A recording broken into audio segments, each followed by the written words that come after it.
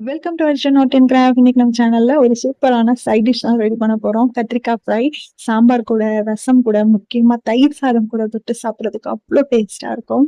சட்டுன்னு ஒரு 5 மினிட்ஸ்ல செஞ்சு முடிச்சிடலாம். 2 பெரிய கத்திரிக்காய், கிரீன் கலர்ல இருக்க கத்திரிக்காய் எடுத்து நல்லா வாஷ் பண்ணிட்டு திக் லேயரா ரவுண்ட் ரவுண்ட் ஷேப்பா கட் பண்ணி எடுத்து வச்சுக்கோங்க. நான் கட் பண்ற மாதிரி நீங்க கட் பண்ணிக்கோங்க. இப்போ கட் பண்ண உடனே குக் பண்ண ஸ்டார்ட் பண்ணிடணும். இப்போ கட் பண்ண கத்திரிக்காயில 1 டீஸ்பூன் அளவுக்கு மிளகாய் தூள், அதாவது காஷ்மீரி மிளகாய் தூள் 1 டீஸ்பூன் அளவுக்கு போட்டிருக்கேன். 1/4 டீஸ்பூன் அளவுக்கு மஞ்சத்தூள் ஆட் பண்ணிக்கிறேன். இதுல 1 டீஸ்பூன் அளவுக்கு குழம்பு மிளகாய் தூள் ஆட் பண்றேன். 1 டீஸ்பூன் அளவுக்கு தனியா பவுடர் ஆட் பண்றேன். 1/4 டீஸ்பூன் அளவுக்கு ஜீரகம் பவுடர் ஆட் பண்ணிக்கோங்க. வீடியோல காட்ட மறந்துட்டேன். தேவையான அளவு உப்பு சேர்த்துட்டு ஒரு சிட்டிகை அளவுக்கு நான் வந்து ஃபுட் கலர், அதாவது red colour food colour add பண்றேன். உங்களுக்கு தேவையில்லைன்னா ஸ்கிப் பண்ணிடலாம், ஆப்ஷனல் தான். இதெல்லாம் சேர்த்து லைட் மிக்ஸ் கொடுங்க. அதுக்கப்புறம் ஒட்டாத மாதிரி இருந்துச்சு அப்படின்னா லைட்டா தண்ணி தெளிச்சு ஒரு மிக்ஸ் கொடுங்க. இந்த அளவுக்கு ரெடி ஆயிடும்.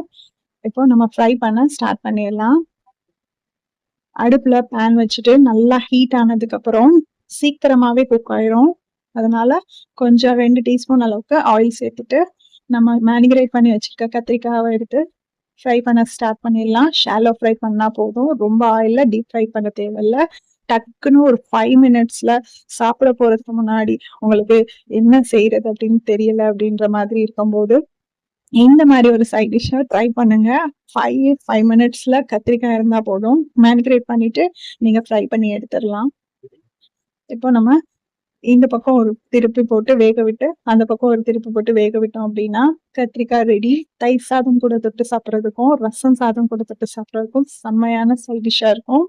முக்கியமா சாம்பார், தயிர் எல்லாத்து கூடயும் காம்பினேஷன் அவ்வளோ சூப்பரா இருக்கும். இந்த மாதிரி ஒரு தடவை செஞ்சு பாருங்க. செஞ்சு பார்த்துட்டு எப்படி வந்துச்சுன்னு சொல்லிட்டு கமெண்ட்ல சொல்லுங்க. கத்திரிக்காய் வெந்துருச்சா பாக்குறதுக்கு எப்படி பார்க்கணும் அப்படின்னா, இந்த கத்திரிக்காயில நடுவில் எப்படி குத்தி பார்த்தீங்க அப்படின்னா வெந்துருச்சுன்னு அர்த்தம். சூப்பரான ஒரு காம்பினேஷன்ல டக்குன்னு 5 நிமிஷத்துல செஞ்சு முடிச்சிட்டோம். நீங்களும் ட்ரை பண்ணிட்டு உங்க ஃப்ரெண்ட்ஸ் அண்ட் ஃபேமிலிக்கு இந்த வீடியோவை ஷேர் பண்ணுங்க. எப்படி வந்துச்சுன்னு சொல்லிட்டு கண்டிப்பா கமெண்ட்ல சொல்லுங்க. தேங்க்யூ.